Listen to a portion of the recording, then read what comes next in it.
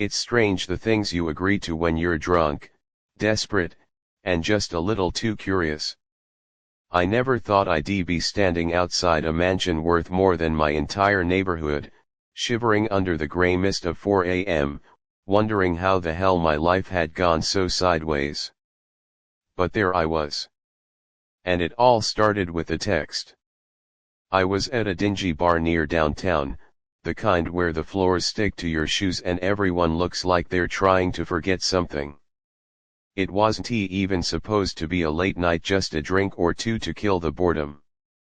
That's when Liam showed up. I hadn't seen Liam Montgomery since high school.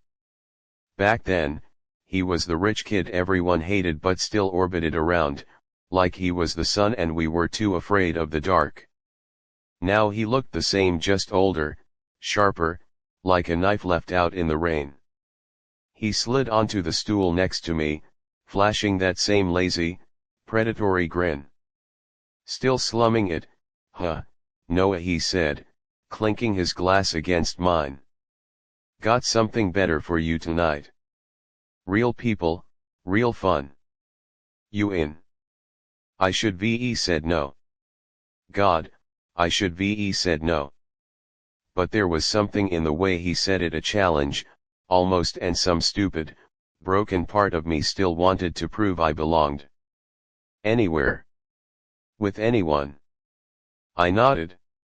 And that's how I ended up following a blacked-out SUV through winding forest roads at nearly 3 a.m., way past the edge of town, where street lights didn't dare to follow.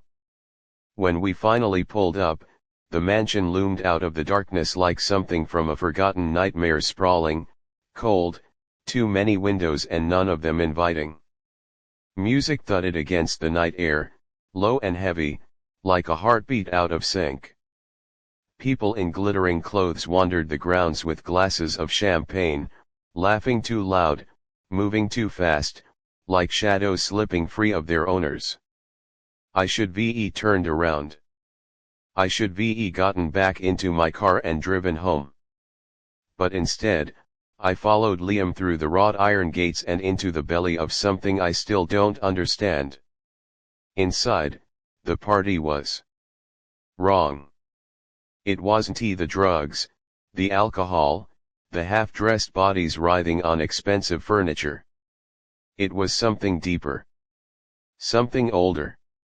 The people weren't just rich, they were untouchable. They moved like they owned not just money, but time. Like they didn't have to play by the rules the rest of us were born shackled to. And when they looked at me, really looked at me, it wasn't with curiosity. It was with hunger. Liam clapped a heavy hand on my back. Stick with me, he said. Don't talk too much. Don't wander. And whatever you do, don't go near the basement.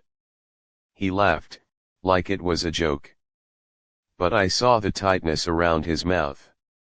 The way his eyes darted toward a heavy oak door at the back of the hall. And for the first time that night, a real, solid knot of fear settled in my gut.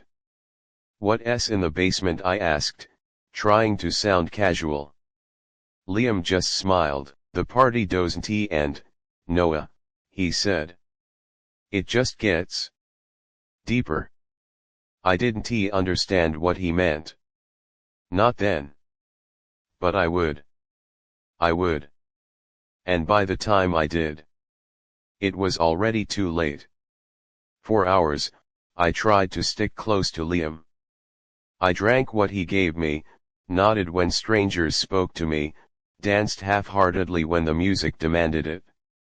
But the whole time, my eyes kept drifting toward that door. The basement door. It didn't fit. Everything else in the mansion was sleek, modernized, perfected for show. But the door was old, warped wood, blackened hinges, a handle worn thin by countless desperate hands. At some point, Liam disappeared. I don't know when. Maybe he was never really there. And that's when the girl found me. She was standing near the fireplace, tall and too pale, with hair the color of ashes and a red dress that looked more like blood than fabric. When she smiled, her teeth looked too sharp. "You're new," she said. I nodded, heart hammering. "They like new," she added, stepping closer. "Fresh blood. New dreams.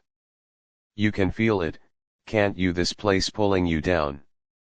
Making you heavier. Slowing you. I wanted to leave. God, I wanted to run. But my feet felt rooted, frozen. They live down there," she whispered, voice barely a breath. "The real ones. The ones who bought all of this. With more than just money." I shook my head. "It's just a party," I said. She laughed a dry, broken sound. "It's never just a party," she said. "It's a harvest." And then she shoved me. Hard. Straight toward the basement door.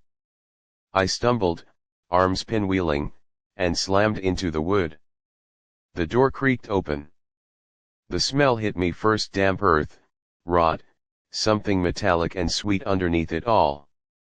The stairs plunged down into darkness, and somewhere far below, I heard something moving. Not walking. Not crawling. Something. Slithering. I turned to scream for help, but the girl was gone. The party was gone. Even the music was gone. I was alone. At least, I thought I was. "Come down," a voice whispered from the darkness. It wasn't human. It wasn't kind. But it was patient. "Come down, Noah. The party's just getting started." And against every instinct, every screaming nerve in my body, I took a step forward. And then another. Down into the dark. The stairs felt endless. Each step I took sank deeper into the cold, into the rot, into something that felt ancient. Finally, the stairs opened into a massive underground hall, rough stone walls, flickering torches jammed into iron sconces, and dozens of people standing silently in a circle. Except they weren't people. Not anymore. Their faces were too stretched. Their eyes glowed faintly.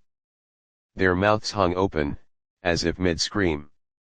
And at the center of the circle was Liam. Or what was left of him.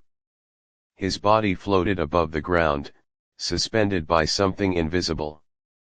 His arms were splayed out, head thrown back, and a sickly, golden light pulsed from his chest like a second, broken heartbeat. "New blood," the things whispered. "New dreams. New feast." I tried to run. I swear to God, I tried. But invisible hands caught me, dragged me into the circle, forced me down onto my knees. And from the darkness behind the crowd, something massive stirred. A shape too big to be human. Eyes like burning coals. A mouth full of teeth that went on forever. "You wanted to belong," it said. "Now you do."